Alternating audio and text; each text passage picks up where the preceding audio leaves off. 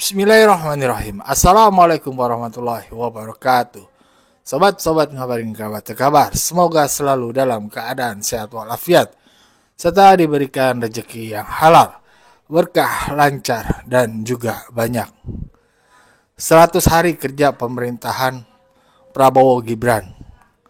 Hasilnya cukup mengejutkan, yaitu menurut survei sekitar 80%-an lebih itu masyarakat puas dengan kinerja pemerintahan Prabowo Gibran, melampaui kinerja kepuasan publik kinerja presiden yang dulu. Siapa? Pemerintahan Pak Jokowi dan Kiai Ma'ruf. Jadi, kalau begitu kita bersyukur. Kita punya pemerintahan tuh cakep.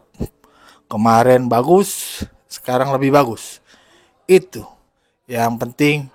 Pemerintahan kita niat untuk bekerja, membuat masyarakat lebih maju lagi. Itu yang patut kita syukuri. Kalau misalkan pemerintahan sekarang menurun dari kemarin, nah itu yang perlu banyak dikritik. Artinya level kinerja pemerintahan Republik ini adalah tinggi. Dan ini gue pengen membagikan sebuah tayangan video. Bagaimana pandangan PDIP yang diwakili oleh Ciko dan juga PSI dengan Bung Ade Armandonya.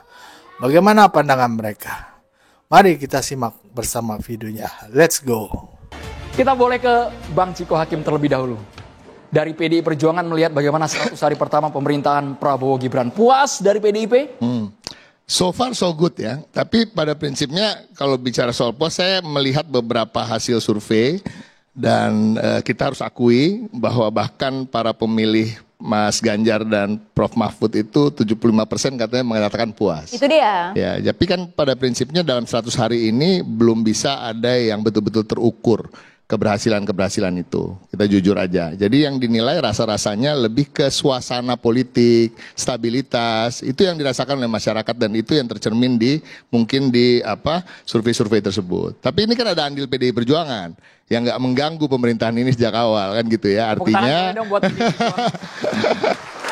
iya, artinya suasana kondusif, stabilitas politik ini juga karena memang semua partai, baik itu teman-teman Kim dan Kim Plus yang berada di dalam pemerintahan atau di dalam kabinet, juga PDI Perjuangan yang tentunya memberikan kesempatan untuk Pak Prabowo bagaimana untuk bisa membenahi apa-apa yang buruk yang ditinggalkan yang lalu, yang baik kemudian dilanjutkan. Dan dalam 100 hari ini kita betul-betul mendukung hampir semua kebijakan maupun apa-apa yang ingin sudah dicanangkan dan ingin dieksekusi oleh Pak Prabowo. Tentu ada catatan di sana sini gitu ya, tapi untuk 100 hari ini terlalu dini untuk kemudian memberikan kritik yang keras gitu. Dan kalau kita bicara soal kontroversi, saya rasa masyarakat juga sudah cerdas, banyak kontroversi atau hal-hal kasus-kasus yang terjadi yang muncul ke permukaan di 100 hari pemerintahan ini adalah warisan dari yang lalu. Misalnya ada kasus korupsi nikel gitu ya, Harvey Muiz lah kita sebut. Ya, kemudian ada lagi pagar laut gitu. Ada beberapa hal lain yang memang sebenarnya bukan dari kebijakan pemerintahan yang sekarang. Jadi artinya yang lalu terus Bang Ciko? Enggak, kita kan harus gini. Karena 100 hari ini agak susah untuk mengukur. Jadi apa-apa yang buruk pun sebenarnya belum bisa juga dilakukan oleh pemerintahan yang ini. Masa dalam 100 hari udah melakukan hal yang buruk, ya itu kan luar biasa juga ya gitu. Tapi kan bukan berarti selama pemerintahan ini tidak ada yang buruk. Catatannya mungkin satu, hukuman yang terlalu ringan mungkin untuk Harvey Muiz. Kan itu juga ranahnya pemimpin ya. Orang bisa bilang, oh yudikatif berbeda, it's a different branch from eksekutif dan legislatif. Enggak begitu. Kalau seorang presiden, seorang pemimpin itu seperti di Harry Truman ya kalau nggak salah ya, the buck stops here. Semua masalah selesai di sini. Dan itu ditaruh di belakang mejanya dia gitu. Artinya apa? Dia harus sebagai leadernya semua, termasuk yudikatif dan legislatif sebenarnya. Dan juga rakyat Indonesia. Artinya Pak Prabowo juga harus mulai lebih involved untuk hal-hal yang sifatnya domestik. Kami menilai Pak Prabowo ini memang ingin sekali menjadi macan Asia atau Soekarno kecil, mungkin seorang yang begitu mengidolakan Soekarno juga gitu kan, menikmati kunjungan-kunjungan ke luar negeri, tapi kita ingin mengingatkan banyak hal-hal di dalam negeri yang perlu perhatian, termasuk untuk mengawasi kinerja para menteri dan pembantu-pembantunya yang lain. Yang kita lihat justru memang ada catatan terkait dengan kualitas dan quality gap ya antara presiden dan para pembantunya yang menurut kami agak terlalu jauh.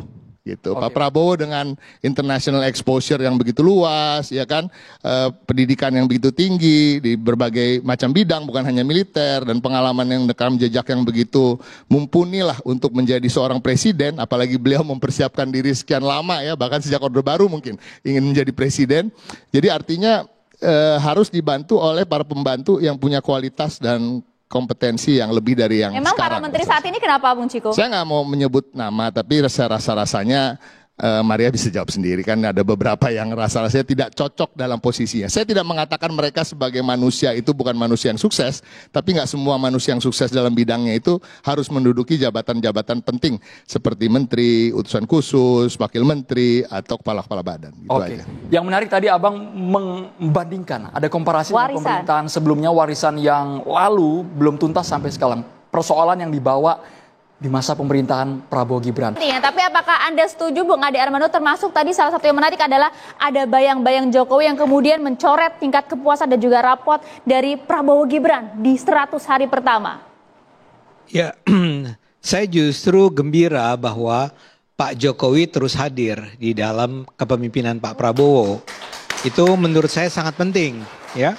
Karena memang yang kita harapkan kan begini, Pak Jokowi itu dalam pandangan kami, para pendukung Pak Jokowi yang tinggi ini, dilihat sebagai seorang pemimpin, barangkali walaupun ini akan terdengar seperti berlebihan, adalah seorang pemimpin terbaik di Indonesia selama ini. Nah, seorang pemimpin yang sukses itu meninggalkan beban yang besar buat penggantinya. Karena penggantinya akan diharapkan untuk at least sama baiknya atau bisa lebih baik dari Pak Jokowi kan. Nah, saya lihat Pak Prabowo akan sanggup untuk menjalankan harapan itu, terutama karena dia berada bersama-sama dengan Pak Jokowi terus. Jadi kehadiran Pak Jokowi menurut saya, menurut kami para pendukung Pak Jokowi adalah sesuatu yang kita syukuri. Ya, makanya juga angka Pak Prabowo tinggi itu kan sebetulnya juga antara lain disumbangkan oleh suara kami, oleh orang-orang yang memang semula mendukung Pak Jokowi, kemudian atas isyarat atau permintaan atau bahkan perintah bagi sebagian orang dari Pak Jokowi agar dukung Prabowo gitu ya. Nah, kita mendukung Prabowo dan sekarang pun kita merasa oh pilihan kami itu benar ya, bahwa Pak Prabowo itu memang memuaskan, excellent dia itu sebagai seorang pemimpin ya. Jadi buat saya minta maaf kalau kita agak berbeda ya. Tapi buat saya justru penting ada Pak Jokowi terus.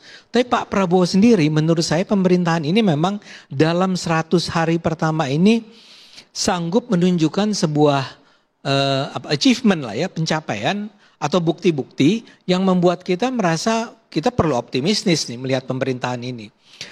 Salah satu yang terpenting, saya nggak tahu apakah orang akan setuju dengan saya merasa Pak Prabowo ini memang menjadi sangat populis ya. Yang tadi disebut nih, makan siang makan apa? Makan gratis, makanan bergizi gratis. Itu menurut saya, kan dulu banyak lah ya yang teman-teman Anda juga pasti protes-protes tuh. Apa sanggup sampai sekarang aja masih ada banyak yang nyinyir kan. Tapi itu berhasil dong, dan ada begitu banyak anak-anak muda, anak SMA, anak SMP, maaf nih mahasiswa nggak dapet ya. Saya rasa di negara lain juga nggak ada ya. Makan siang, makan gratis buat mahasiswa. Tapi buat anak-anak itu, terutama yang kalangan tidak mampu, itu luar biasa berarti buat mereka. Tapi, jangan lupa nih, program populisnya Pak Jokowi itu kan, saya masih ada bayang-bayang. Iya, karena belum move on saya. Nah, Anda tahu bahwa ada penghapusan utang-utang UMKM, petani, nelayan, itu dilakukan dalam awal pemerintahannya Pak Prabowo. Betul gitu ya Pak Uki? Nah, saya harus minta izin dari teman adik saya ini ya, karena beliau datang dari tim komunikasi Pak Prabowo ya. Betul kan, ada penghapusan. Ya. Bayangin UKM, nelayan, petani itu dihapuskan UMKM-nya. Hutangnya. Ada utang ya. Kenaikan gaji penghasilan, ini Pak Uki boleh dikoreksi juga kalau ini saya salah. Ada kenaikan gaji guru ya. Honorer dan seterusnya. Nanti dulu kalau mau koreksi. Tapi menurut saya itu luar biasa ya. Kemudian soal, saya nggak tahu istilahnya apa ya, tapi semacam penghematan anggaran lah. Efisiensi. Dan itu angkanya, saya lupa berapa angka yang dia sebut, tapi angka yang sangat-sangat serius. Yang selama ini saya selalu menganggap memang, saya setuju, mengingat saya lihat kelakuan-kelakuan para pejabat kita itu memang seringkali ngapain sih kalian harus rapat di kota lain, di hotel terbesar dengan makanan yang luar biasa.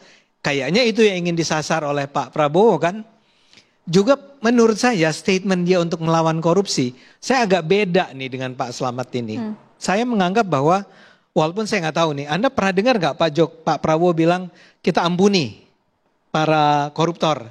Jadi logika dia kan begini, kalau itu dikembalikan gitu kan. Dananya. Kalau dananya dikembalikan, itu akan diampuni. Tapi saya kurang rasanya paham kenapa dia ngomong begitu. Sekarang ini adik-adik harus tahu nih ya, ada begitu banyak hasil korupsi, itu yang nggak bisa dibelanjakan.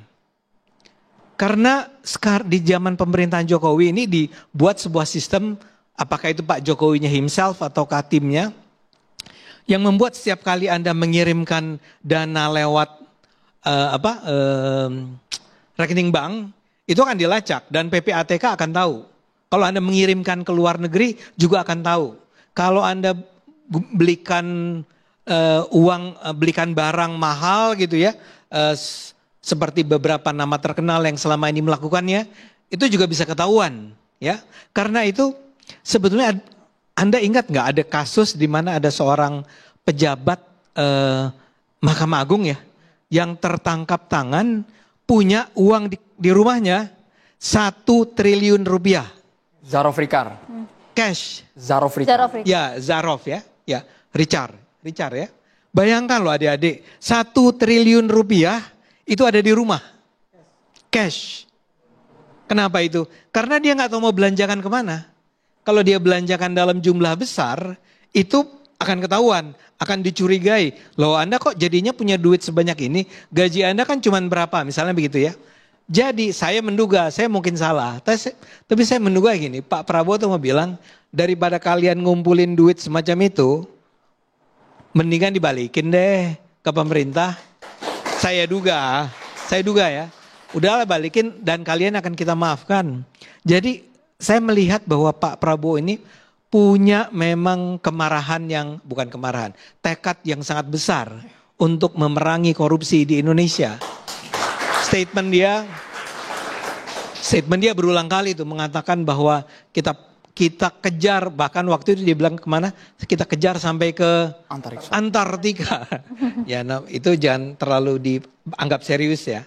Tapi Mas Adi Armando, Anda menganggap berarti pencapaian 100 hari pemerintahan Prabowo Gibran ini tak lepas dari dukungan Presiden ke-7 Republik Indonesia? Oh iya, dan saya yakin bahwa Pak Prabowo memang melanjutkan apa yang sudah dimulai oleh Pak Jokowi dan bahkan lebih jauh dari itu. Ya begitulah tadi pandangan mereka berdua ya. Masing-masing punya pandangan. Tapi yang heran PDP masih saja nyalahin, nyangkut-nyangkutin Pak Jokowi. Ya begitulah sakit hati yang gak kelar-kelar. Aduh, kalau gitu ngelihat bangsa ke depan tuh susah. Ngeliatnya ke belakang mulu. Mau maju susah. Jadinya tertunda. Ya seharusnya masa lampau itu untuk spion lah, buat ngaca aja supaya kita lebih hati-hati. Ya enggak? Bagaimana menurut sobat-sobat? Berikan pendapat dari kolom komentar. Wassalamualaikum warahmatullahi wabarakatuh.